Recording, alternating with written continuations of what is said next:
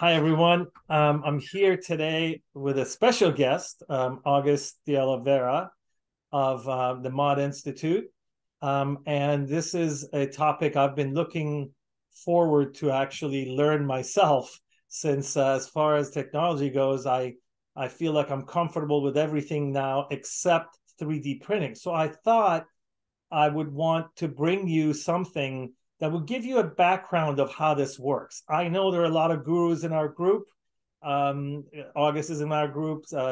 Wally Renee is in our group. A lot of you guys who do a lot of printing are in the group. But I also believe that a lot of us are a little bit apprehensive about this new technology. We don't know much about it. August, I wanted to thank you for being here today. Could you tell me a little about yourself? And I've heard a lot about you. I've watched some of your videos. Tell me a little about yourself. How did you get into this 3D printing? And tell us about how you got involved with the Mod Institute.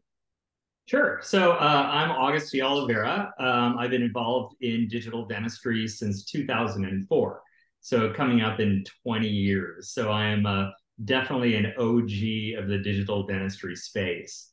So how did I get involved in 3D printing? Well, it's just been an evolution of digital dentistry. So I started with CIREC, started placing implants, got really into guided surgery. And anyone who's familiar with the Dentsply Sirona ecosystem, it's kind of expensive. So in the beginning, I was probably doing about 10 or so surgical guides a month at about $375 a pop. So that's nearly $4 grand a month in just surgical guides. So the Form 2 printer came out in about, I got it in 2014. So that's coming up on 10 years of 3D printing. And pretty much it was just to print my own surgical guides. And we were really limited. Bob, you and I were talking about, kind of how to frame this course. And I remember I teach guided surgery, and I still do, finally introducing a couple of slides about this new 3D printer I got. And a doc came up to me afterwards and was like, well, what's so cool about 3D printing? What can you do? And I'm like, oh man, you can print surgical guides and you can print models. And he just looked at me like, that's dumb. I'm going to spend all this money just to print that. And printing has really, I would say in the last maybe 3 or 4 years, has really come to a point where we're delivering same day restorative dentistry with it.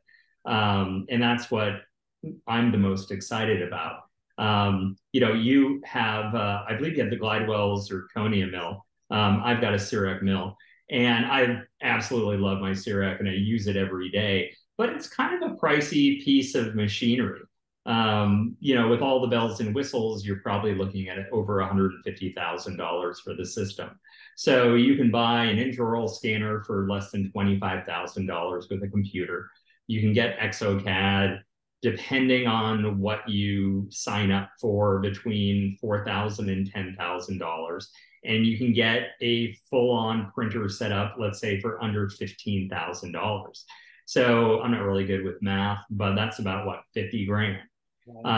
So it's an exciting time. Yeah. So I'm also, everybody's skeptical about the restorative part because I believe this the company that came up with the crown resin, when we can get into that, it's pretty new. They announced it, I think, at the Chicago Midwinter meeting in my backyard, and the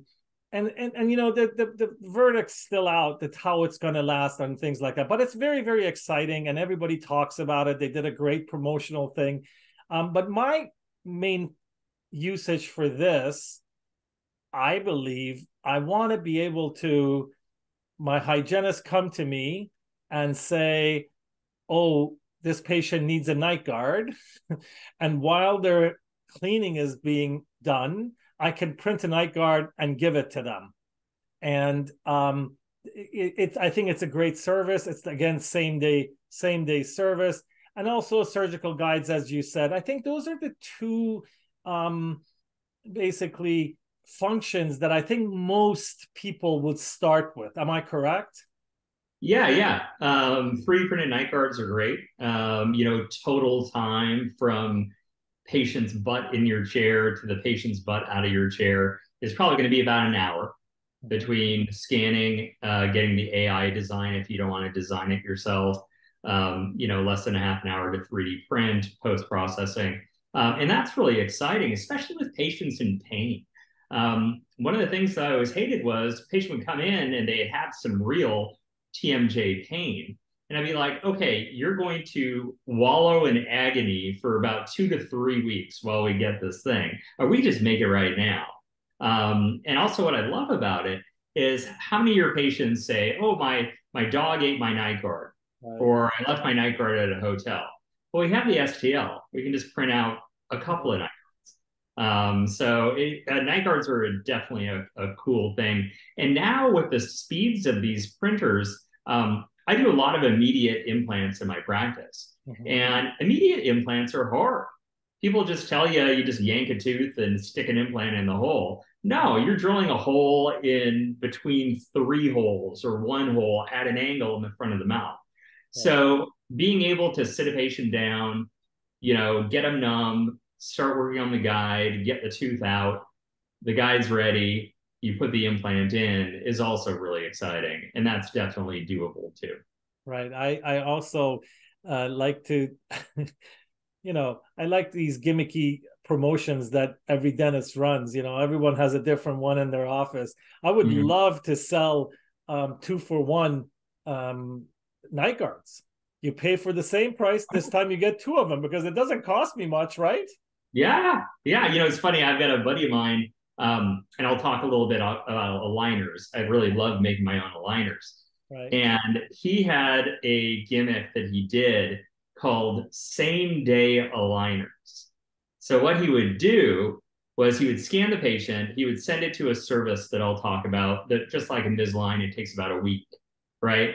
Then he would print the patient's models right when they came in and make them aligner 0 and deliver it. And they're like, what? I'm getting my aligners the same day. So another little pearl for you, free of charge. Right. And I got to tell you, my friend Rich Rosenblatt, I'm sure you've heard of him. He's the one who got me into same day dentistry because for years I was a CEREC hater, meaning that I always said that the crowns coming out of CEREC, for many years it was, but I kept looking at these crowns that were coming into my practice from other practices, and I'm like, no, this is not up to my standard. And I blamed the technology, and Rich yelled at me and said, come to my office, let me show you. Then I realized that, boy, this was operator error rather than the technology. You have to be enthusiastic about this technology and this same day. I can't tell you how many people tell me, wow, I got my crown today. I have the Glidewell mill. They sit in the chair. It's a little longer appointment, an hour more. They go to Starbucks around the corner. They come back and they get it. And that is priceless to me. People try to say, oh, how many crowns do I have to do to make up for this? I'm like, I don't care. This is something that people are going to expect. Same day dentistry is what the future is.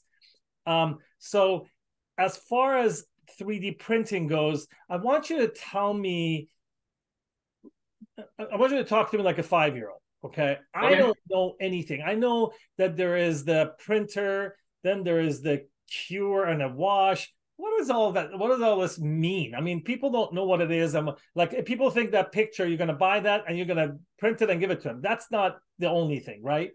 Right. No. This course today, or this class today, very basic. I'm going to go over all the steps involved in 3D printing. Okay. Yeah. So go for it. The floor Take is it away. Okay, well, you already know me. I'm August Oliveira, and excited to talk to everyone here about 3D printing in our office. So, of course, my computer is acting weird. There we go. Just a bit about my background. Like I said before, I've been involved in digital dentistry for a very long time, almost 20 years. I'm one of the co-founders of the Mod Institute West, and as we explained, Wally and Dr. Mike DeFee are out on the East Coast. I'm here in the West Coast. I've got actually a teaching partner that's going to be helping me. So very excited about that. Just some nerdy side facts. As a hobby, I'm a virtual and augmented reality game developer. So if you ever want to talk about the Apple Vision or the Oculus, that's kind of my jam. So, but let's start talking about 3D printing. So, Bob, you said that, total basic.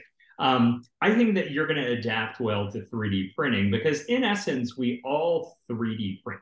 All 3D printing is making an object with layers of composite cured with a UV light. And whether we're doing a MOD filling or we're printing an object, a 3D printer simply is a vat of flowable composite, basically Luxatemp, with a UV light. And that's how we build these models. We build them up layer after layer after layer. And see, what you're watching is something called the build plate. That's where all the models stick to. And that comes down into the resin vat and cures the model in 50 to 100 micron layers. So very, very thin layers. And you can choose to print in 50 micron layers if, let's say, you're presenting a diagnostic wax up to a patient and you want it to look very nice and smooth. Well, that's going to take you twice as long because the layers are 50 microns versus 100 microns. But the majority of what we print is in 100 microns, whether it's a crown or an inlay. If it's a crown, if the outer surface is slightly rough, well, we're going to glaze it anyway. So you don't have to print things at 50 microns. I guess I'm going to, as we discussed, can you go back one? Yeah. So as this thing going in and out, what process is that? Is that the cure? Yeah, so that's a great point. It's curing and peeling. So think about this. This plate of metal, the first time it comes down, is going to cure the bottom of your model, right? And so what's happening is there's the resin tank, which basically has a layer of clear Teflon tape at the bottom, and the build plate that comes down on it. And so, boom, it cures one layer of a model. Now it's got to peel that layer off and go up, let the resin flow over the tank again, flow over the Teflon tape, and then it's going to come down and cure the second layer, and so on and so forth for about 400 layers. So, August, again, because I'm a little confused. So this is not the printer. The model was printed somewhere. No, this is a time lapse. So in order to film a video of something being 3D printed, it would take about 25 minutes. So it's a time lapse video. You can kind of see some flashes of light as the time lapse is going on. So they basically record it as a time lapse. So this is the printer itself? This is a printer. I believe this is the Accuretta Soul printer. Well, so I always assume that, when I show them my mill and they'll go, wow, and I show it to all the patients because that's the greatest value of it, to make sure patients know you're investing in your practice. That's how we basically compete with the big corporate offices. You need to let them know that you're investing. So when they tell me, oh, is this 3D printing? I tell them no. 3D printing starts from zero and builds up.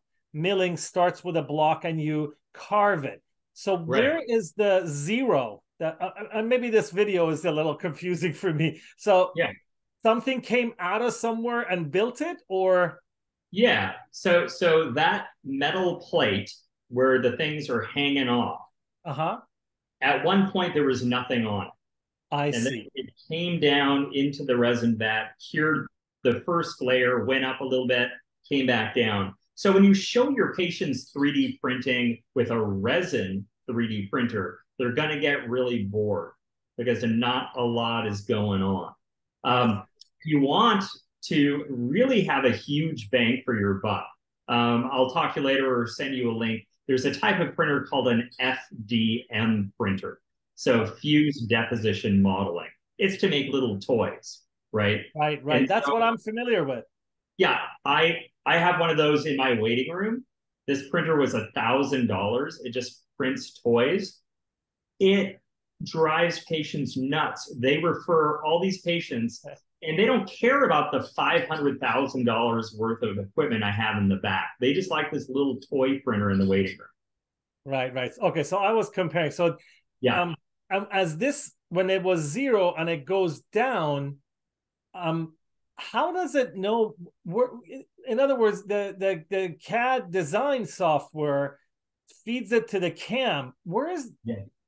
how does the cam work in this area? Yeah, great question. So the generic term for 3D printing software is called a slicer. So Okay. a slicer basically takes an object. Let's say you want to print my fist, Mm-hmm, and I have a 3D model of my fist. mm-hmm. Within the software, we plan if we're using those things called supports, those little lines, Uh-huh. and then it slices it into horizontal layers. So do you have a cone beam, right? Yes. You know the axial image or the Right. occlusal image? So that is basically 1 to 200 micron slices of the human head. So imagine that process, like an old CT scan that the surgeons would put up on the light box, and it has a million slices of someone's CT. That's what's going on inside the printer. It has a JPEG and it has a UV light, and it shines the UV light through this JPEG, and this JPEG makes one slice of the model. It throws away that JPEG, and then it pulls up the next JPEG and puts a flash of light. So so everything is being done simultaneously. In other words, this goes in and just enough resin sticks that it will light it up. And as it comes up, you see a little bit, and this is constantly adding these Yes. slices. And that's what you were talking about, that usually it's 100 micron slices, right? Yeah. Imagine it's kind of like bouncing, and it's Uh-huh. bouncing and doing one layer, then two layer, then three layer, then four layer. And as it finishes, it starts to go up because the layers are getting up there. And I'm So sorry to keep asking these questions, but I got to understand it so I can explain it. How yeah, does it know how many layers to get to put on this? Because it looks like a dunk tank. So you're yeah, basically dunking it, and how come the whole thing doesn't get cured? yeah. So it takes an object, let's say a denture, Uh-huh. and you tell it, hey, I want to print this in 100 micron layers. Okay. And let's say the denture is 4 centimeters high. Okay. And I don't feel like doing the math, but it says, okay, well, if it's 100 microns and it's 4 centimeters high, that's 400 layers. Right. And so it figures it out for you. You don't do any of that. A 3D printing software is like using Microsoft Word in the print preview. All it asks you is what resin, how many layers, how fast do you want it to print, basically, and do you want supports? And you determine whether or not you need those supports, those things. They're basically like a screw if you're in your cam, and they support the model. So you know if you have a very flat surface, it has to be purely flat. You don't need supports. But if you have something like a denture or a surgical guide that's not completely flat, then you put supports on it. And that's done within the software. And it's peeling the extra off. Is that what Yeah. you told me as it comes off? It's peeling layer after layer. So imagine that denture is 400 layers thick. After the first layer, it peels it off, It goes up a little bit, enough so the flowable composite comes back over the bottom. Then it goes back down, flashes another JPEG, that's layer 2, and so on and so forth. So basically, the speed of this thing staying in the tank determines the slice size. Well, you only have well, you have more choices, but really you only have two choices: printing on 50 micron layers or 100 micron layers. So the speed of printing is dependent on a number of factors. The number of layers is the biggest one, right? But also how long each flash of light is. So if you think about it, to cure a surgical guide, it's clear, right? And so, boom, quick flash of light and you're done. If you're doing composite, so zirconia filled ceramic bead composites, very opaque, those flashes of light have to go a little bit longer. So there's different times. Right, But right, I gotcha. yeah, in general, depending on the printer you have, a crown can take about 10 minutes to print. A denture that has a lot of supports may take up to an hour to print. And and the it'll light tell you in the software. and the light is from the top. No, the light is beneath the resin tank. So actually, I got a slide. You want me to show you the Okay, slide? yes, go ahead. Yeah. Sure. Sorry about the questions, but I Oh think no, it's that's good. important. I prefer a more conversational approach than Good. me just telling you what's up. Perfect. Actually, if you wait a little bit, I'll get to the slide. Sure, absolutely. Okay, so let's go through that whole process. You had a question about what goes on. Right. So obviously, if you want to 3D print, you're pretty much going to have an intraoral scan, right? You know, yes, you can print off a cone beam scanner, but it's not going to be as accurate. And so, Bob, do you know the stat? I think it's like 25 to 30% of dentists have intraoral scanners. Does that sound low or high? That sounds low now. I heard Okay. from Cadre and Armin that, and I think it's close to 60% people now have it. I think maybe Wow. either 40% have it or 60%, somewhere in that vicinity. Okay. Well, maybe I'm thinking about CIRA. So yeah, more and more dentists are seeing the value of intraoral scanning. So you got to start with a scan. And so how you scan in the mouth is really dependent on what you're doing, right? You know, with surgical guides, you can just scan a quadrant if you want to. I personally prefer to scan the whole arch. A tricky thing, very controversial too in dentistry, scanning edentulous patients. So scanning for a denture may take a lot longer, just depending on what you're doing. I'm going to show you a hybrid case. I use photogrammetry, so those little dominoes, and that does take more time. So the next is the design. And Bob, this is a good thing to stop for a second and talk about. So you got to scan, right? All it is a hollow shell. So even if you wanted to print it, you couldn't really print it out of your intraoral scanner. Just like pouring up an alginate, it's got to have a base. So at the very basic level, you need to use some type of software to put a base on it. Now, most slicers, most printing programs will put a base on your model for you. So that's pretty easy. If you're a Medit fan, Medit has a free model software that'll put a base on you. Blue Sky Bio will put a base on you. If you want to do crowns or night guards or surgical guides, then you need to ask yourself, do I want to learn the software or do I want to have someone do it for me? And that's a whole other sort of talk, and I'll talk a little bit more about that. Printing. So we went over the action of 3D printing. And I think the take-home message, too, is just like your mill from Glidewell, you probably have to buy different blocks, sizes, and colors.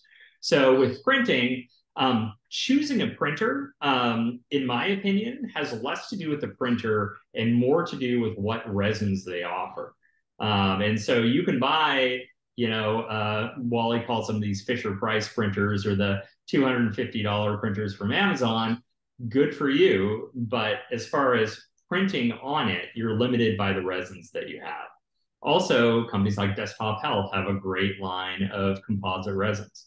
Asiga has more of an open source of resins. Sprint Ray has all sorts of different resins. So I think that choosing a printer, you should really stop and think, I'm going to choose what material I want to print, and choose the printer from that. Yeah, I go one step further back and I say, first figure out what you want to print and Right. then look What do at you the want to print? resins, right? Yeah. And that's a great question or thing, too. I mean, I think some people that get into digital dentistry, whether it's scanning or whatever, they just go, balls out, right? They just Right. go for it. And when you're new to 3D printing, I mean, start with some easy stuff, right? Night guards are easy. Surgical guides are easy. Models are easy. Aligners are easy. And then you can get into the design and come see Mod, and we'll teach you how to do crowns and veneer cases. Right. But anyways, after you 3D print, if you remember that time lapse video, it looked kind of gooey, right? It looked kind of gross. And so one thing I don't like about 3D printing in general is it's yucky, right? So you have this model dripping in this toxic goo with an air inhibited layer. And so we have to get rid of the excess resin, but two, the air inhibited layer. Because remember, this is just composite. So whether it's you're cementing an inlay or an onlay, or you're doing a filling, that outer layer that contacts oxygen doesn't cure. So first we start with washing. And when we started in 3D printing back in 2014, there were no cool wash stations. And so you were on your own. So in my opinion, if you want to go El Cheapo, get 99% isopropyl alcohol and a Ziploc bag. Take your model in the alcohol and with your gloved hands, get most of the gunk out. Put it in a Ziploc bag with 99% isopropyl alcohol and just throw it in the ultrasound. So that's the cheapest way to wash your prints. And of course, lots and lots of different companies have different wash stations. I got to tell you, I really like having a wash station just because that toxic goo never gets on. And you wear gloves, but it sometimes gets on your wrist, or sometimes you're in a hurry and you don't wear gloves and you try not to grab the model, but you do. So having a wash station that's contactless is a good way to go. So August, yeah. Quickly, let's say we have I don't know, Glidewell or a Sprint Ray or whatever 3D printer and resin. Can the wash station be from another brand? Or absolutely? Okay, so it's nothing technical or precise. It's basically a washing station that could be anything. Yeah, the one thing that's cool about these brand specific wash station.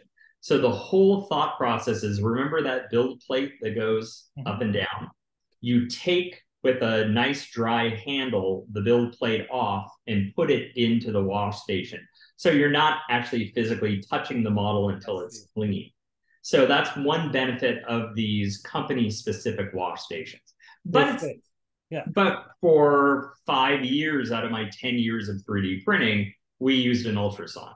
And so, there's not a big thing. Although I will say that some of the company specific, I won't mention brands, are faster. They agitate the alcohol more. They have sprays and propellers and stuff to agitate it more. But no, you can use brand B wash station with printer X as long as you take the model off the build plate. Yeah, and comparing everything same day, I always compare it to 165,000 CEREC. Okay, this is so affordable that I think sticking with what brand is what I would recommend everyone who's trying to get into this. Don't make it. I mean, they've worked hard. I know the Sprint Ray has worked hard to create something that is a good flow, and Glidewell is doing the same thing. They're doing something that you don't have to think, that we don't Right. have the time to tinker. I know some of these other groups that are out there for 3D printing, they work really hard to get a cheap printer and then hack it into something. And I'm thinking, did that go through FDA approval? I mean, it's Well, like, that's a great question, and something that look, when the cheap printers came out, I was all in, right? yeah. I paid a chemist $10,000 to adapt these resins, and the problem is, and one thing that since you're familiar with Glidewell and I'm familiar with Cerac, Uh-huh. the FDA approval process is a system-wide process, right? It's saying I'm using a Cerac scanner with the Cerac software with a Emax block in the Right. Cerac mill. And it's the same process when it comes to these crowns and inlays and onlays we do. They are FDA approved to be used as a permanent material, but you got to play by the rules and use these steps. You have to duplicate what the company did to get the FDA approval. Right. I've been involved in helping a company do an FDA approval for an X-ray sensor.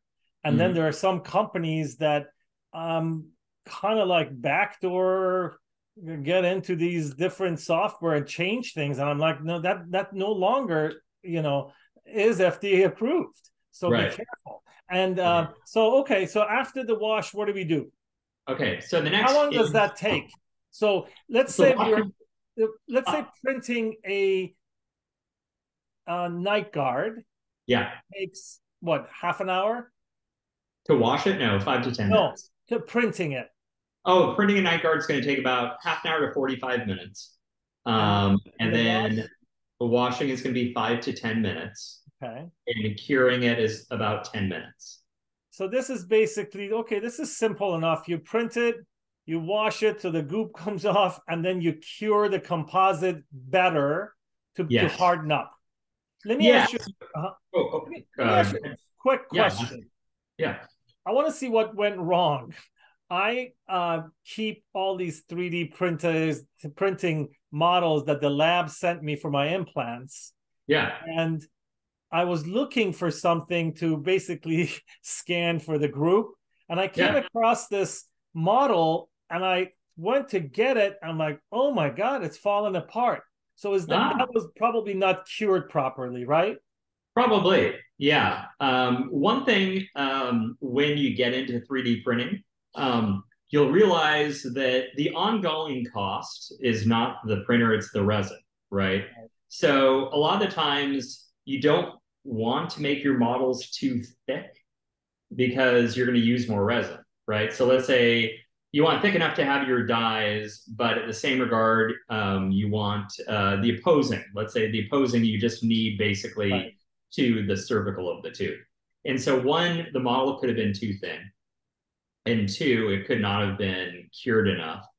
Or they might have used some cheap 3D printer or cheap off-brand resin that wasn't cured enough. I gotcha. Okay. Yeah. So yeah, when the print comes out of the printer, it's probably about 80% cured. It's not 100% cured. So the post cure, one, cures the model more, but two, it cures that air inhibited layer. And so the model won't be sticky. So when you take it out of the wash station, it's going to be kind of sticky, but it's not going to be as sticky as if you just wiped it with a 2x2 with alcohol. So the cure is going to make it so that there's no free monomer. And that's important. We know that you can get burns from monomer back in the day, making acrylic temporaries, and you get some monomer on the patient's gums, it's going to burn the patient's gums. So this still uses monomer. And so if you don't remove that air inhibited layer, you're placing free monomer on the patient's mouth. And people go so far as to say that if you're printing models, let's say for aligners, you're going to make your own aligners, you have to follow the FDA approved steps, because if you leave that air inhibited layer and do a suck down on it and make an aligner, now you're carrying that monomer to the patient's mouth.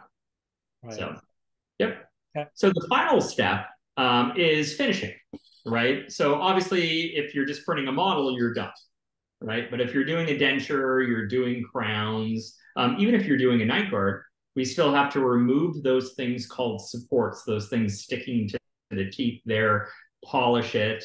Wally has a great technique called a candy coat technique. You should look it up on YouTube. I've It's a watched way of it. just, yeah, Yeah. painting a little bit of the resin and curing it one more time, and you don't have to use a lathe or polish it. So that's the process. Okay. So this was a slide I was talking about before, just to go over the printer anatomy. So printers have a cover, and usually it's a kind of a UV protective clear cover, much like the little light shields we should use when we use our intraoral curing lights, but I never use them. It just blocks the light from coming in. And a lot of people freak out when they're printing. They're like, oh, I can't open up the lid. Um, you can and look at it.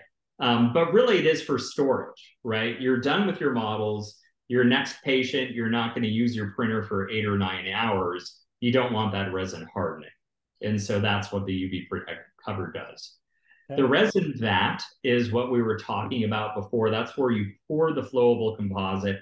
If you look inside of it, it's got a clear film on the bottom. It's basically glass with Teflon tape on the top. Mm-hmm. So clear Teflon tape, and that's the resin vat. When you're looking at a printer, and I'm sure the Glidewell printer will have this as well, it's really important to think about the computer that's in it. So these El Cheapo printers from Amazon, they're $250. They don't have a very powerful computer.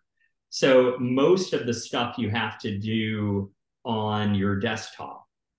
And so these modern printers, these expensive printers, they're connected to your network. You can either use a Cat5 cable and just connect it to any, plug. You can connect wirelessly. If your internet goes down, it'll even become its own hotspot. So you don't even need your internet sometimes. There's a very, very tiny USB port.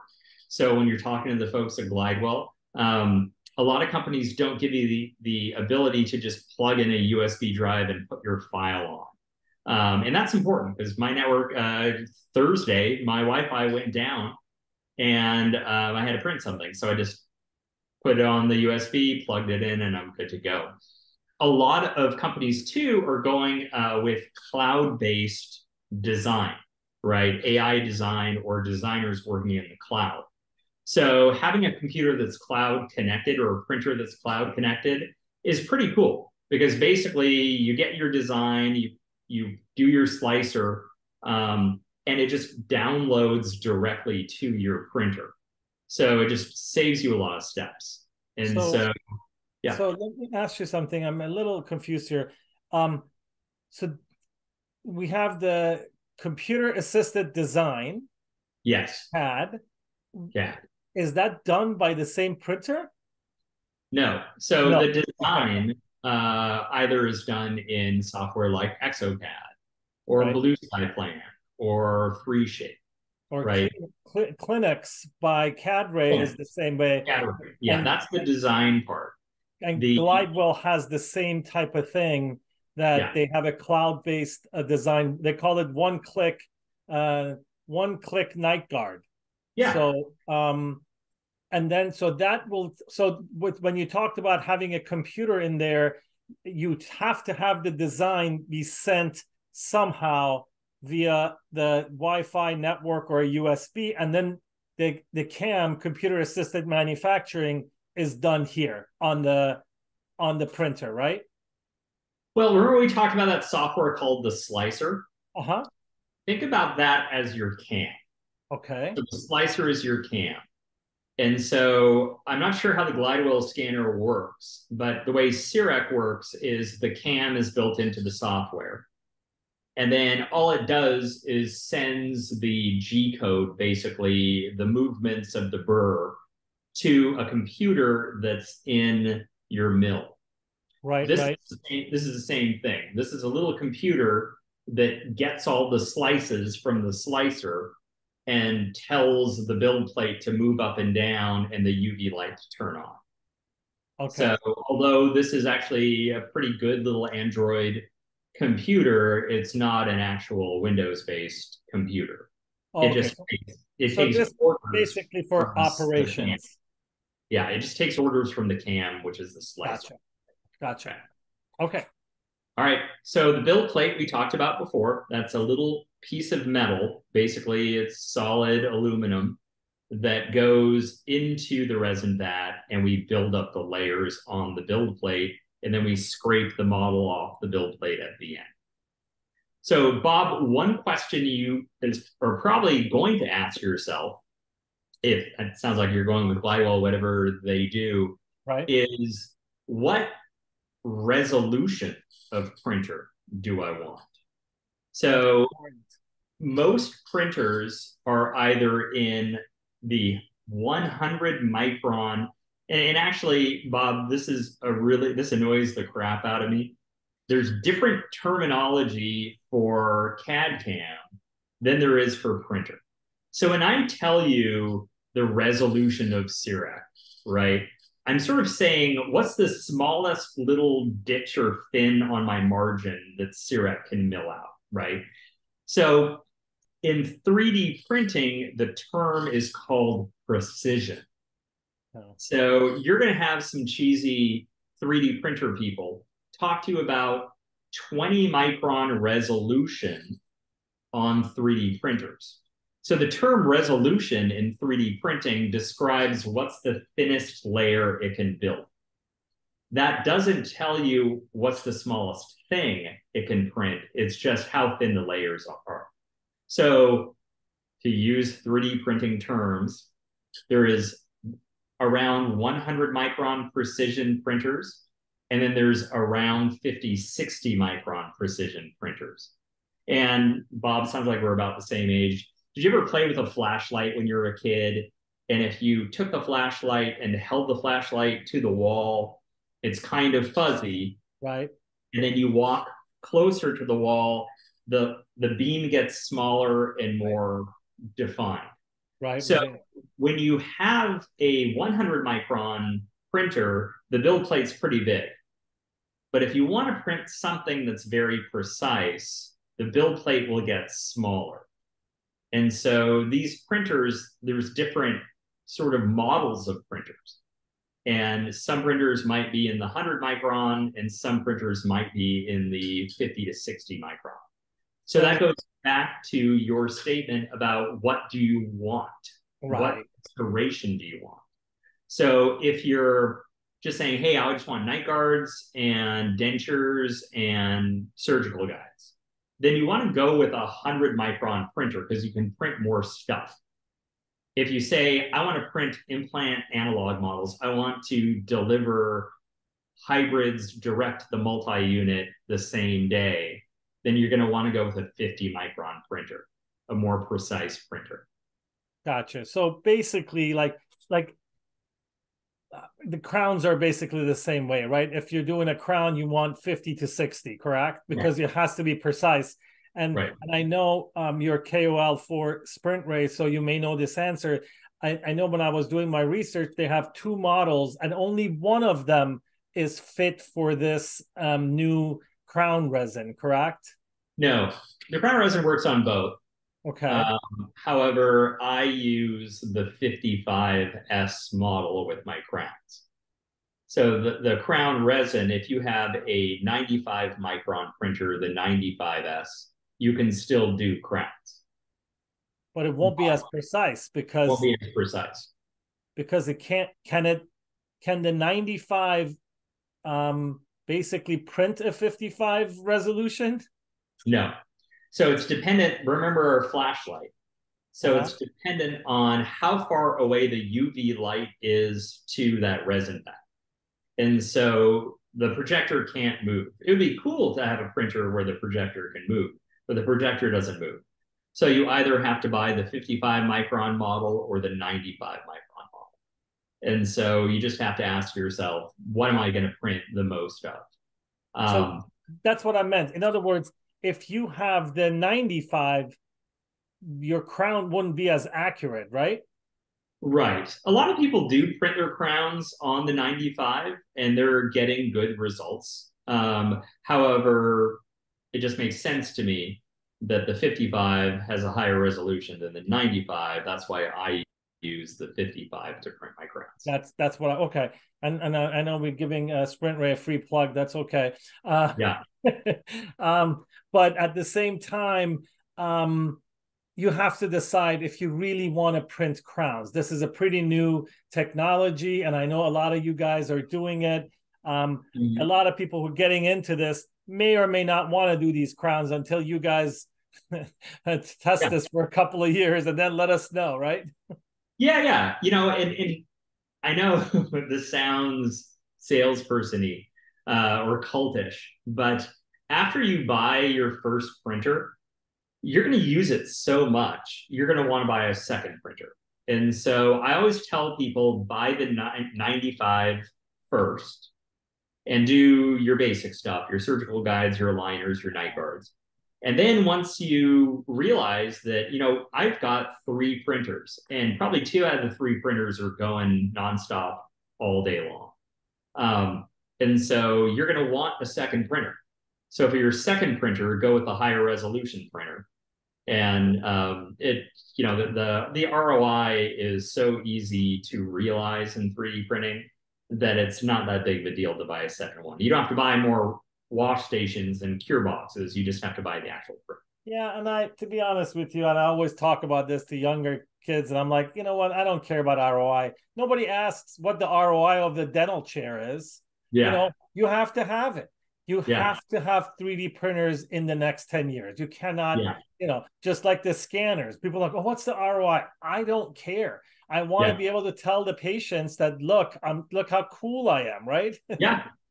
No, you cannot argue the marketing benefit of digital dentistry. Right. So Bob, I got a bunch of cases. I know we've been chatting for a while, but if you have time, I'll go through them. Let's talk about some of the things that just case by case, different things that I do. So I know you don't like the term ROI, but if you want to recoup the cost of your printer, in my opinion, one of the easiest ways to do that is making your own aligners. Do you do aligners in your office? I do, but again, because of the fact that I think that because of my opposition to align, I'm very limited. But I also have some questions regarding this process that it seems very difficult. Like if I have 60 aligners, do I have to print 60 of these? No. Okay. No. Yeah, no. Actually, I'll answer your question and then I'll talk about aligners. So when you send a case to Invisalign, they charge you what, $1,900? Right. They print out the whole case, which in my opinion is dumb. Because how many of your cases go to completion without, scanning again because the teeth didn't move, right? Without any sort of revision, right? They don't. And so what we do in our office is we print 3 sets of aligners at a time. And we, when you use this software, this service is called Exceed Ortho. They're a company. And they do everything that Invisalign does except make you the aligner. They send you the individual STLs. So they literally give you stickers to print, and there's a form, and we've got lab boxes, those colorful lab boxes with the little clip. And my team knows that, okay, we're going to make 3 aligners for so-and-so. And then when we have some downtime, or if one assistant is assisting me, the other assistant's either sterilizing or doing whatever, they can make aligners. And they like making aligners. They sit down, they listen to music, they make their aligners. And so we only make a total of 6 aligners at a time. So 3 sets of aligners at a time. Patient comes in, I check my patients every 6 weeks with aligners.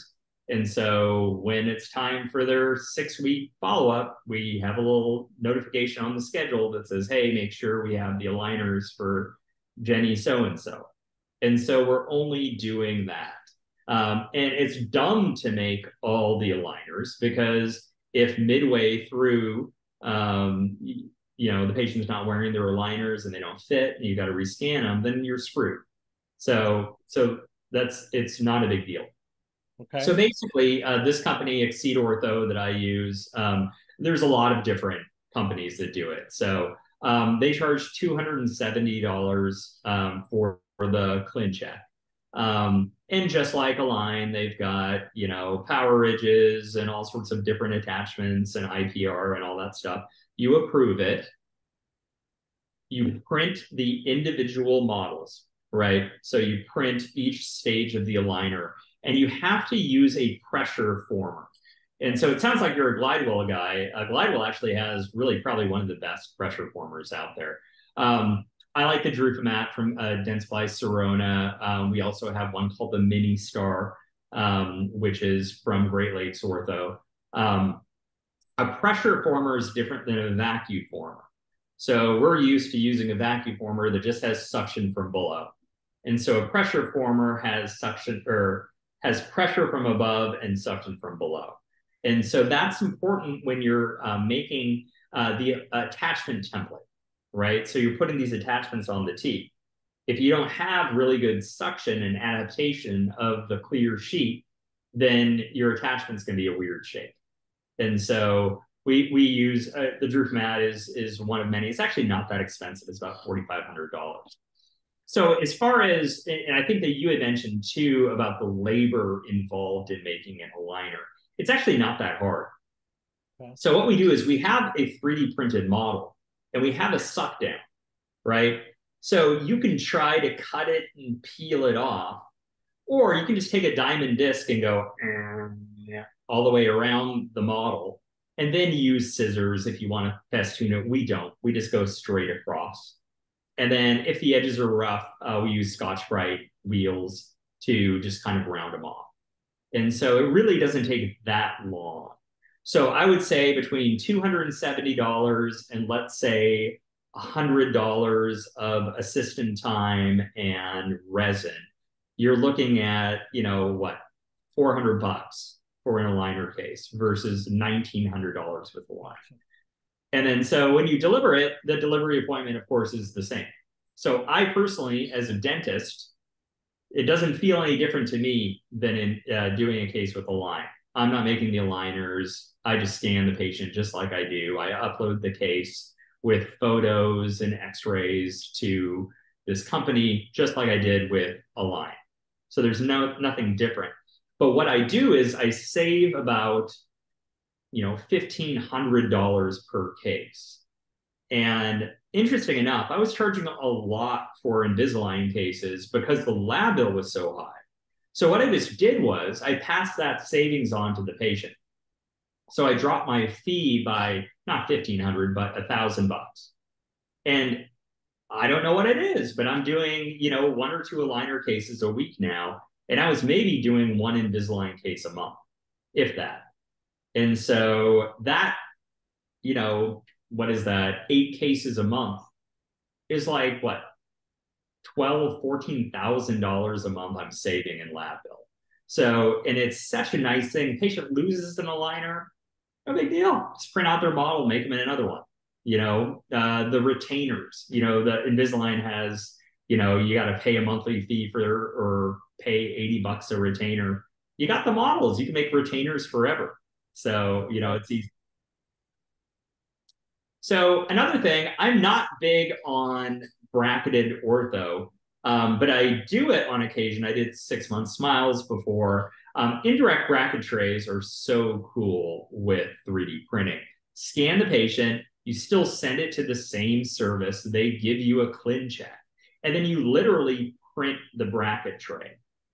And this company, Exceed Ortho, will either make a bracket tray for you, just like 6-month smiles, or you tell them, I'm using 3M brackets, and this is the style of bracket. And then you just pop the brackets in. And so now patient comes in, this patient was a non-compliant patient. We did Invisalign on them. They didn't wear the retainers. So the mom said, no way, we're not doing this again. I want braces on this kid. And, 3 months, we were able to get him back to normal. You've got those tricky Invisalign cases where a canine's just not moving. This service costs like, I don't know, $350. It gives you a solution to, instead of saying, well, sorry, you've been in Invisalign for a year and a half, but your canine's just going to be like that, or I have to send you to an orthodontist. It just gives you the ability to do those last tweaks really well. We talked about surgical guides. So for you, night guards and surgical guides are in your wheelhouse and what you do all the time. So being able to do it same day, I think, is pretty powerful. So implants in the anterior, right? We're dealing with the maxillary bone is about 45 degrees to the floor of the mouth, but the teeth are probably about 20 degrees to the floor of the mouth. So I don't know about you, but in the posterior, I love doing screw retain. In the anterior, it's kind of hard, right? A lot of the times you're going to have to use abutments. So when I do an immediate implant, though, think about this. We have this sacred implant, right? You can't touch it, right? You can't lick it. You can't do anything to this implant, right? And as soon as we put it in this socket, even though we have some bone graft in there, what do we do when we make a temporary on it? We shove a bunch of acrylic or composite and it all goes down and it touches the implants. Right. So with having CAD/CAM and now 3D printing, we can make that temporary outside the patient's mouth. And by the time it comes time to put the temporary on, there's no resin going around that. So this patient here, I want to do an immediate implant and I want to immediately temporize this patient. And it's hard to see in this little picture, but the way I planned my implant was within the boundaries of the bone. But if I do screw retain, the hole is going to come out the facial. So I want to do an angled screw channel crown. So we planned this. This was planned actually in Blue Sky Plan, 3D printed the surgical guide. I like surgical guides that have metal sleeves. So I still use metal sleeves. For the longest time, I did it without metal sleeves, and I found that metal sleeves are just better. So in this case here, it's an implant direct implant using the BioHorizons surgical guide kit. So here's my implant. And so I've got two challenges. One, the implant itself is tipped to the facial, right? Just because of the bone. But the patient is class 2 div 2, right? Her front teeth tip in. So we know this screw hole is gonna go out the facial unless I use an angled screw channel. Now, you've got a 4-axis mill and I have a 4-axis mill. And the problem with 4-axis mills is they can only drill one hole. And so it's a block that has a hole and it's gonna go out the facial. When it comes to 3D printing, it doesn't care where the holes are. Right. So this is an ideal first application of 3D printed crowns. This is the temporary crown. This is not the final crown. And so I used an Implant Direct Smart Base, and it has basically a slot that within the exocad software, you can pick where the screw hole is going to go. So in the exocad design, I designed the screw hole to come out the facial. If you've done, angled screw channel implants, you know that you have to have a special driver, and it's a ball-ended driver. And this is how it looked. And so I think it's not bad for a temporary. There's always the smartasses on Facebook. They're like, oh, that incisal edge is less than the other one. And if you do know anything about immediate temporization, you know you want it out of occlusion and out of excursive movement. So that's why it's shorter. But anyways, great example of two things we print: crowns and we print surgical guides. Night guards, this is where you come in. Right. One thing to know about scanning for a night guard is there's two ways to do it. You can just scan the patient upper and lower and bite just as you normally do. The problem with that is within the software, you've got to open the patient in a virtual articulator, right? So what I do is I buy a leaf gauge. I bought it from eBay. Some occlusion guy told me about it. It was $10. And so I open up the patient, either if they're in pain, I open them up until they can't feel pain, or I just pick an arbitrary amount, basically 3 millimeters in the anterior. And then I scan my buccal bite. Now, sometimes some scanners have a hard time scanning an open bite. If you have a hard time scanning the open bite, just stick some blue mousse in there. So it doesn't care. It's looking for the teeth to match up the models. So put some blue mousse, cut it back, cut the facial off of it with a Bard Parker blade, and you're good to go.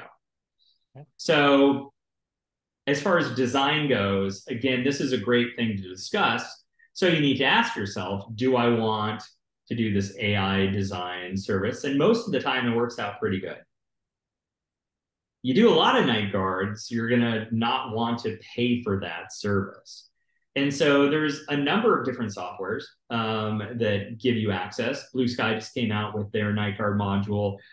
There's one called D3D, D2D, I forget. It's another one that you pay $300 and then you've got unlimited exports. I use exocad. 3Shape also has a great night guard design. So if you're a newbie, I would suggest using this AI design or design services. People usually charge about 10 to 15 bucks for the night guard design. But if you're doing a lot of them, you're going to want to try to pick a software. And I think Medit or Clinics, I don't think Clinics has it yet, but I'm sure that they'll have it. Or if you have a Medit scanner, you might be able to do that. So just as you were saying, buy one, get two free. Well, right. Buy one, get four free, right? It doesn't really cost, each night guard probably costs you in resin about $2 or $3. Right. So print a bunch, you know, print a whole lot. Yeah, I think Clinics actually has the night guard as well. And okay. The advantage of Glidewell is that because you're already paying for support for your mill, if you add the 3D printer, it uses the same CAD software and you don't pay any extra. You can start doing night guards and you can do surgical guides, whatever they bring in, it's part of that whole support thing. So it's pretty good. Yeah. All right. I think one of the other newbie things is just getting a diagnostic wax up, right? So it's easy. You scan the patient's pre-op. You send this design to someone, right? You can do it yourself if you want to, or you can send it to someone. So I know people that charge $5 a tooth for design. Really good ones charge about $10 or $11 a tooth for design. You can even schedule designers to be available when your patient is in the chair. So literally, you can go from scanning the patient, getting the design, and just 3D printing the model, right? This is the old-fashioned way, right? This is what we've done in dentistry forever with actual wax, right? We get the actual wax from the lab with wax on the teeth. We do a putty wash matrix, and we just use Luxotec, right? Easy as pie. You know, there's no change in your technique by this. You get the design from the designer, you 3D print the model, you put some light body and some putty, and then you make your temporaries. And so we made the patient's temporaries. She at first was like, oh, I kind of want them yellow and I want them to look real. And then later on she said, no, I want to go a little wider. And so we just went ahead and went wider, and this is what the lab made. So the lab made this case, but I sent them the exocad file and they used the same file. And so simple, easy, and fast. You know, we talk about 3D printing crowns, and yes, it takes 10 minutes to print the crown, but we also have to post-process for another half an hour and stain and glaze and do all this stuff. This is just old-fashioned dentistry. So we talked about you not trusting, or not, this is the wrong word, the new resins coming out, right? They're brand new, right? Yes. What we do know about them, whether it's Sprint Ray or Desktop Health or Rodin Sculpture, is that they are a highly filled, flowable composite, right? So think about a patient like this. This is an older patient, tons of decay, who I just told their daughter, you know what? It's just, let's just get the teeth out and make you dentures, right? And the daughter was worried about her overall health. And she has big tori. We would have to remove the tori. And so they talked me into doing these wraparound composites, right? There's decay all the way around this tooth. It's going to look like an apple core by the time you're done. And I agreed to it. And then I was thinking to myself, well, what's going to take me longer to do these gigantic, ugly composites and do them all by hand in the patient's mouth and try to polish them and do whatever, or do a bunch of crown preps, scan them, design them, and 3D print them? It's that for me is way easier, right? There's not a lot of artistry involved in 3D printing it, right? There's a ton of artistry involved and patient management and doing all this stuff. And so I did the design myself in exocad. This took me 15 minutes to do. It took us about 15 minutes to print. And again, let's say 25 minutes to post-process. And I just glazed these. And that was her final result. And so I cemented these as permanent restorations. And so you got to ask yourself, well, which one's a better restoration? A wraparound MID FBL composite or a composite crown? And so I think in my brain, with the FDA approval and the research that's gone on, I think that this is a better restoration for the patient and easier on the patient than the wraparound composite. And it took about 2 hours to do. Did you any prep or no? You prepped. I prepped the teeth. Yeah, I prepped them as crowns. Okay. Yeah. Oh, it was a lot of decay. No endo, surprisingly, but a lot of decay. So we just did crown preps, scan the crown preps, design the crown preps in exocad, and printed these out. Right. The nerves have been all shrunk. Yeah, she 90. I think she was actually 97. So I don't think we're worried. There's no nerve in there. Yeah. Okay. So let's ignore the fact that the sprint rate material or other companies' material is relatively new. But let's talk about composites. Let's talk about DOs and MODs and things like that, right? So we know that there's a couple of different problems involved in a direct restoration, right? Getting the contact is hard. You've got to have all these types of bands and, all these types of things. Depth of cure. So getting the light to very dark teeth or very, deep preps.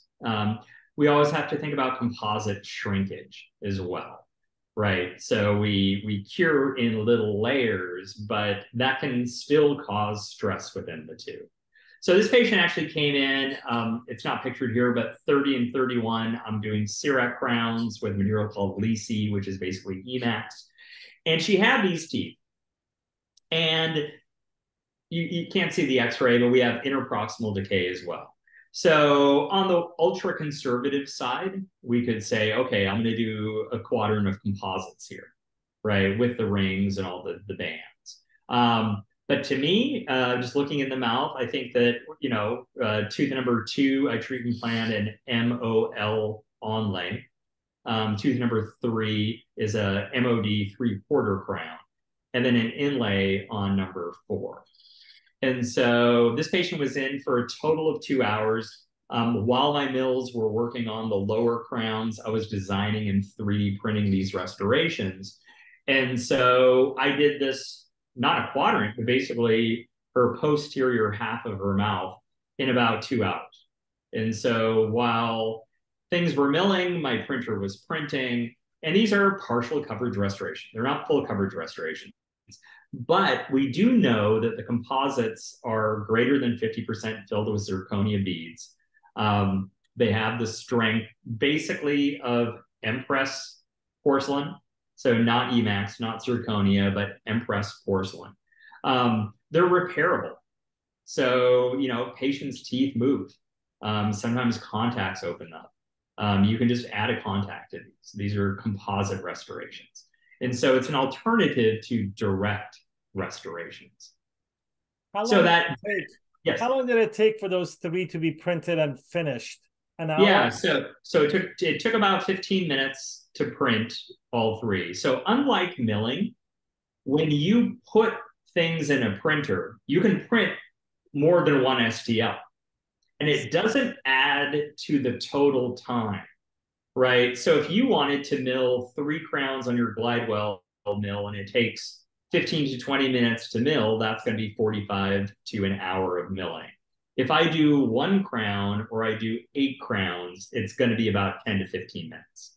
So it took me, let's say 5 minutes to scan. It took me about 10 minutes to design. And keep in mind, I'm doing lower crowns in CIREC at the same time. So the patient's already there. So 15 minutes to print and about, let's be generous and say 30 minutes to post-process and stain. So, which brings us to our next question. So what if you just have one tooth, right? Let's say you just have a DO. You or I mean, realistically, how long would that take for you to do in composite? I mean, 20 minutes, right? 20 minutes is actually maybe a long time, maybe longer. I don't know. But we usually schedule a half an hour if it's a DO. So if minimum, it's going to take you an hour and 15 minutes to 3D print it, is it worth it? Yes and no. It goes back to your thing about the wow factor. I got a 3D printed film, right? Also, we do know that direct restorations can cause stress to the enamel as the composite shrinks. And so this graph, Dr. Wally Renee presented this, looked at inlays made with Emax, inlays made with 3D printed resin, and direct resin. And you can see on the left that we do have more stress. Now, look, I'm all about making money. So I'm not going to do every DO in my office as a 3D printed DO. But there's some times and there's some patients, especially with big, wide composites where you're trying to get a decent looking contact or you have root decay, that this is a nice viable option. And so the design for an inlay designs itself. There's really nothing to do to design an inlay. You mark the margin, you check the contact, you're pretty much done. And so this took me an hour and 15 minutes. And so if you want to debate me on whether or not that's, worth it, it may or may not be. Look at your schedule, right? If you've got patients back to back, hell no, do a direct composite. You have a cancellation, you got some open time, patient comes in on a recall, I might 3D print it. But I'm just not dealing with the rings and the bands.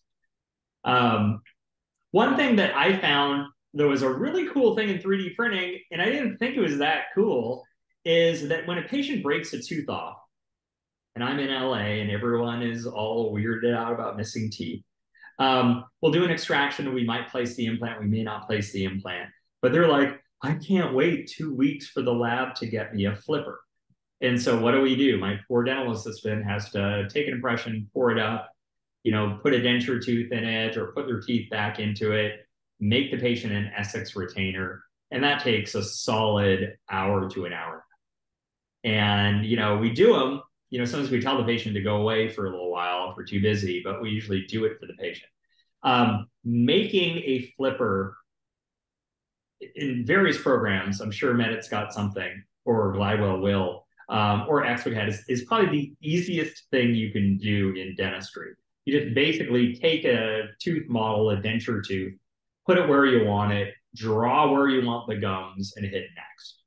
And so these take us about 45 minutes to do. And my assistants are just over the moon about it because it was taking them an hour and a half. They're working through their lunch breaks sometimes to make it. You print it all in A1 resin or A3 resin, and you just simply paint the gums on it. They snap into undercuts just like a night guard would. And so, you don't need clasps. I'm sure if you have a lot of teeth, you need clasps, but we don't do clasps. And they just pop in. And you can see this patient, I got the audio on this one, it just snaps in. And so, do I think this is gonna last, 6 months, 7 months, between placing the implant or waiting for the bone graft to heal? No, but it's going to last the 2 to 3 weeks it takes for the lab to actually make the patient a flipper. And so for us, this is our go-to. So do you do dentures, Dr. Bob? That's another thing that I'm very picky about my dentures, and I've Right. been trying to learn this, and I just haven't had a good luck with getting the quality of dentures that people come to see me to make with 3D printers. So I'm all ears for you to prove me wrong. It's getting a lot better. So there's 3 different ways you can make a 3D printed denture. The first way is actually pretty amazing. All you do is print the pink part. You just print the base. And within the denture software, we have dentures on little cards, right? Denture teeth on the cards. So exocad knows those cards. So you say, I'm using Ivoclar Veneris square mold teeth. And so exocad will make little sockets for those teeth. So you don't have to know how to stain and glaze at all. You buy the denture teeth already made and you just glue them into the denture. And so that's the simplest way to do it. The problem with this method is patients that don't have a big vertical. Because if they don't have a big vertical, you have to adjust the denture teeth to go in. And that takes time. So the easiest way are these next 2 ways. The strongest way is to print it in one color, right? Print it in A1, print it in A3.5, and then dress it up, right? And if you look at this, I did this myself, you would think that takes a long time. It actually doesn't take a long time. And so my assistants do it. So it probably takes, for a set of dentures, maybe about 20 minutes to paint on all this stuff. Another way, which is great, is a 2-piece denture. So you print the pink part, you print the gingiva, and then you print the teeth and you glue the 2 pieces together. And this is becoming more of a preferred way. If you want to still dress it up, you can get stains and stain the gingiva.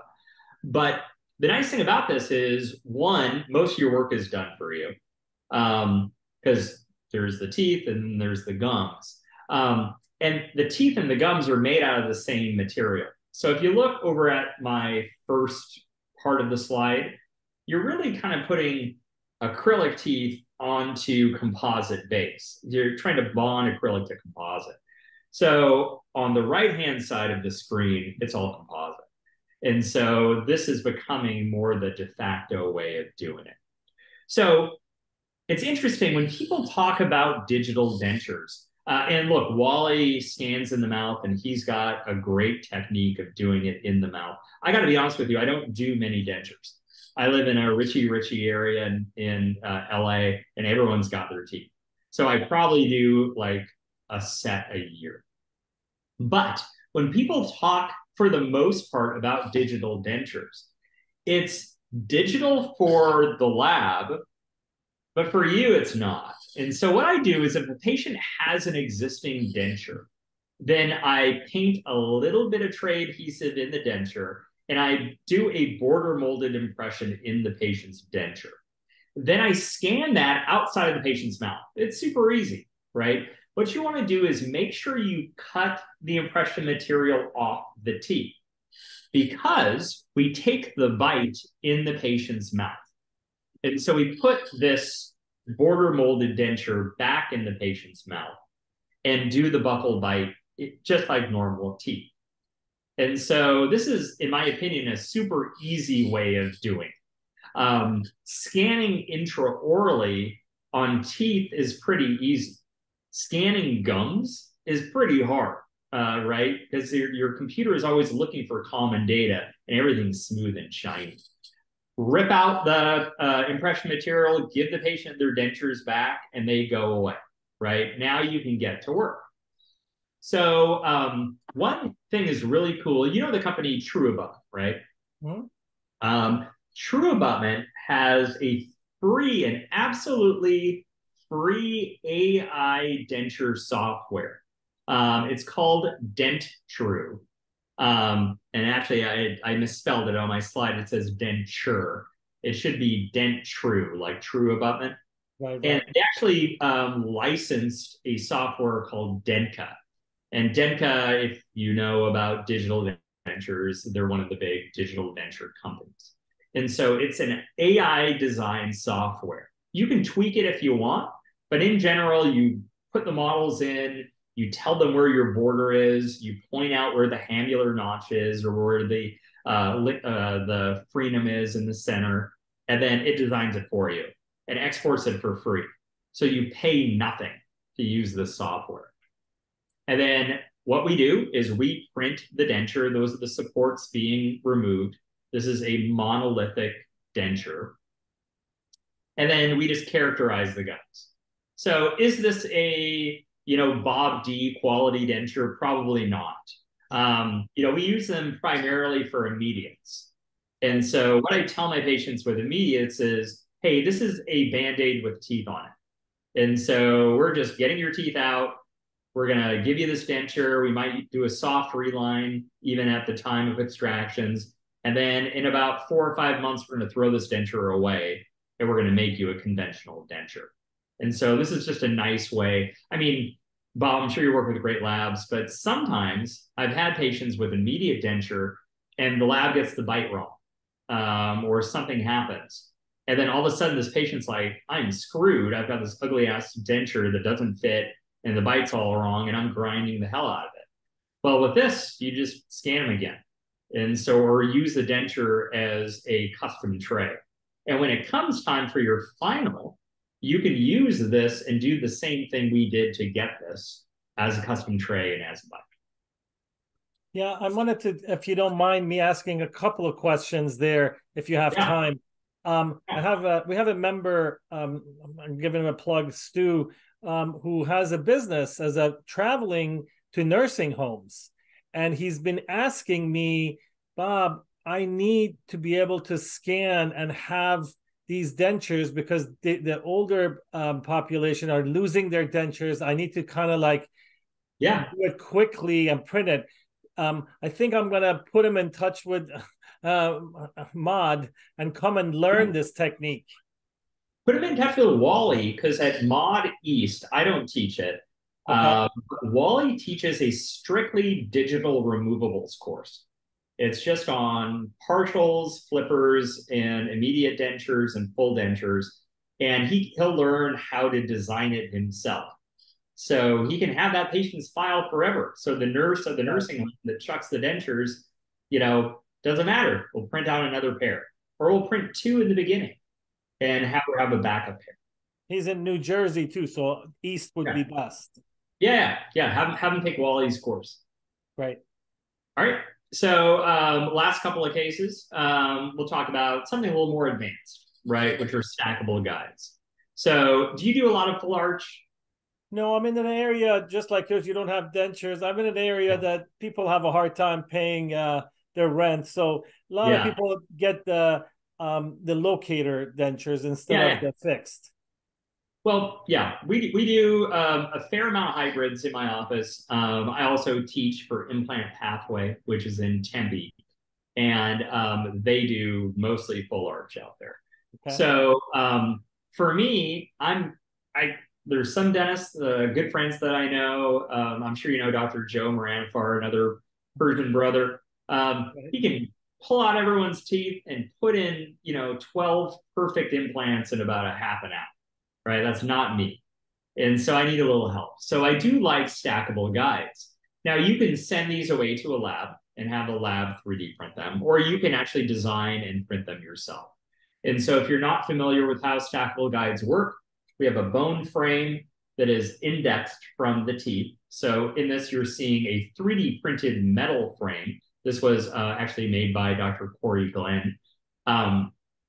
And then this is actually printed in surgical guide resin, the index, which kind of puts it where you want it. One thing that I have found doing hybrids for a while is it's a gruesome surgery.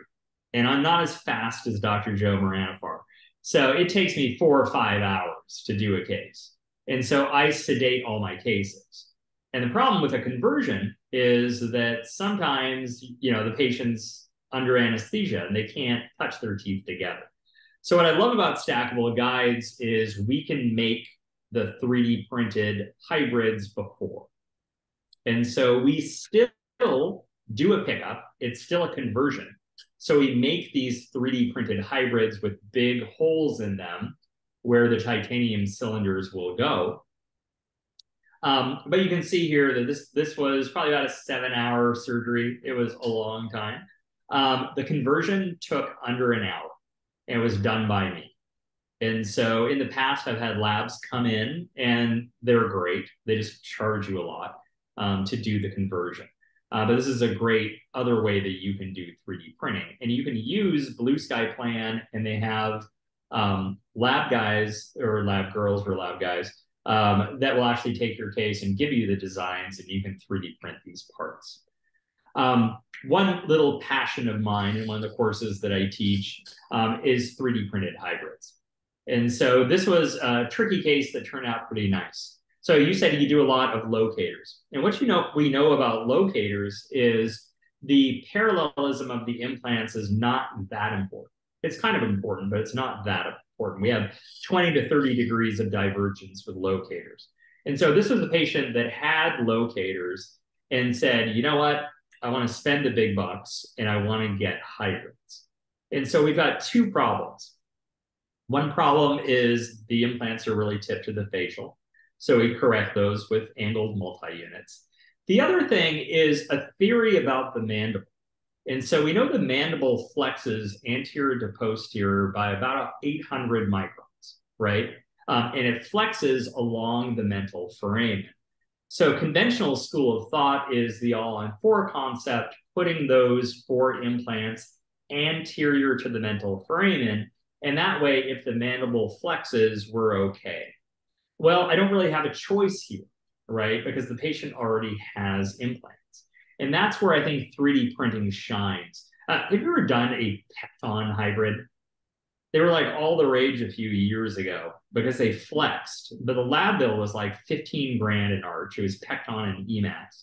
And after a while, they didn't look so good. So the thing about Pecton is Pecton had a similar modulus of elasticity to the mandible. And so as the mandible was flexing, the Pecton was flexing too. And because we had individual Emax crowns that had contacts that can open, the Pecton didn't fracture. So our hybrids that we do with 3D printing have a very high modulus of elasticity. They flex. And so I scan, again, this is how I scan for a hybrid. And so this is using the iMetric system. This is a Cyrex scan. You might be wondering what the white squigglies are. And so if we're trying to get the patient's bite, the patient usually has an overdenture or they have, a converted denture hybrid. I've got to translate that bite to this soft tissue scan. This soft tissue is going to give me my intaglia. And so what I do is I paint in white composite on the patient's gums. This is Liquidam, which we use for zoom whitening. And that stays on between the initial scan of the bite and the scan of the soft tissue. And then we put the dominoes in. And so we can then print the patient's hybrids. So in this case, we took a face scan on the patient. We brought it in. I have a designer that I use that charges about $300 per arch for hybrids. And he does all the designs and makes the teeth work with the patient's face. And this is how we deliver it. And so no occlusal adjustment. What you'll find with these digital bites, whether it's a denture or a hybrid, is, I have the patient bite down really hard and take the bite, and there's no guesswork. There's no, plaster and stone and things that can possibly move. Wow. Yep. And I'm sorry, we did this in A3 and we painted it. And so I'll just do my closing slides and then we'll chit chat. Yeah. So where are we headed? So one area, and I think you and I kind of talked about this before, was, and this should have been a movie and it should be moving, but it's not moving, is printing direct aligners. So not worrying about the suck down, not worrying about cutting the aligner, just 3D printing it. And there's a couple of companies that say they can do it, but you really got to look at the big players, right? Look at Invisalign and ClearCorrect and Smile Direct Club or Candid. They don't direct 3D print their aligners. They're still doing the suck down. So in my opinion, it's going to be a little while. And I don't think that an aligner can be printed in resin. I think it has to be at something like nylon. So something that will stretch and snap back. And resin, if I just turn it, it doesn't do it. The second thing where I think we're heading is pure color printing, right? So back in the day, we had inkjet printers that just printed black and white. And then everything changed when we had color inkjet printers. So this is a Stratasys printer, and this prints in full color. It can print thousands and thousands of different color combinations. And it basically prints like an inkjet printer. And so it shoots resin out in little bursts in different colors of resin. This is just study models on a patient, but you can see the decay, you can see the stain. So imagine designing a crown, and then now, you know, crowns, when this comes out, will be much stronger and much more validated. But imagine in your design software, printing a crown, staining and glazing it, and just have it come out done. And I think that's really in our near future. Both direct 3D printed aligners and full color 3D printing, I think, will be available in about 2 to 3 years. Beautiful. And that's it. So, oh, actually, sorry, I got 2 more slides. So, Bob, back to you. What are our options for getting a design, right? So, Clinics, Blue Sky Bio, 3Shape, ExoCAD. I'm a fan of ExoCAD, so I use ExoCAD for the majority of what I do. The new user may not want the investment, right? Clinics is a great deal. It's about $100 a month. You know, Blue Sky can do some stuff, but 3Shape and ExoCAD, you're looking about 10 grand. So another option is using an individual designer or a lab. And you can write these down in your YouTube post if you want to. But these designers are digital designers. They don't do any lab work. All they do is design stuff. And their prices range from $5 a tooth to about $15 a tooth. And different prices for dentures and surgical guides and wax-ups and whatnot. The other thing is, okay, let's say you're doing a big case and you don't want to mill the crowns out. You want your lab to mill the crowns out. Well, the lab has to design your case anyway. And wouldn't the lab just love you if he gave you the STLs or she gave you the STLs, you 3D printed them, tried them in the mouth, said the patient, doesn't like this canine, makes a change, you print out the other one, until at the end the patient is super happy, and then he goes to mill, right? He's already doing the design. He's got to do the design to mill it. So why not just give it to you? And so that's what my lab does.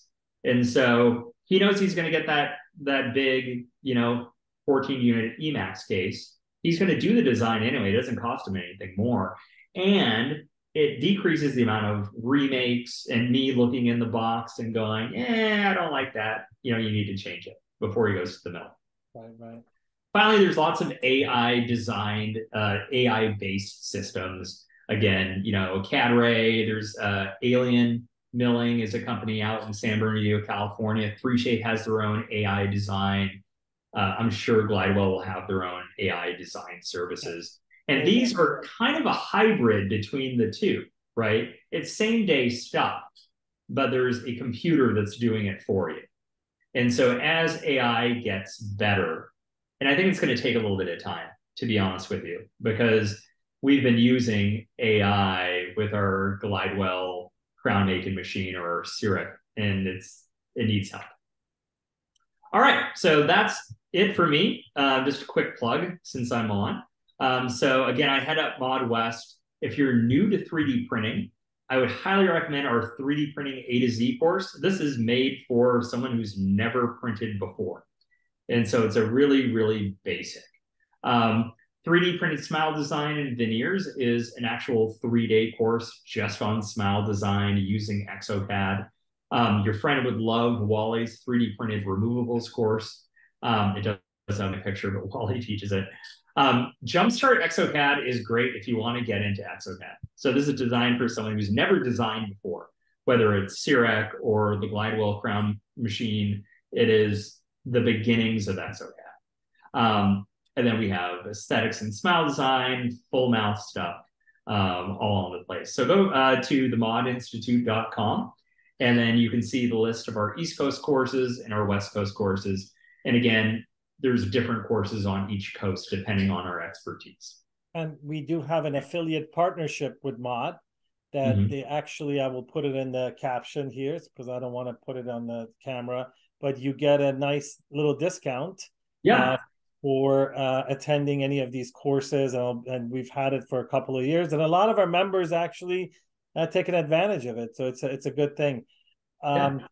Hey, August, this was really awesome. I mean, it's going to be on our YouTube channel and in our group as a resource that you can actually send people and say, "Hey, go watch this before I answer your questions." You know, these are the things that I enjoy about running this group, is that people like yourself and Wally and Armin, these are all really great educators that are assets to our profession. And I truly appreciate your time. I know we planned to talk for half an hour, but I think this was a very comprehensive lecture.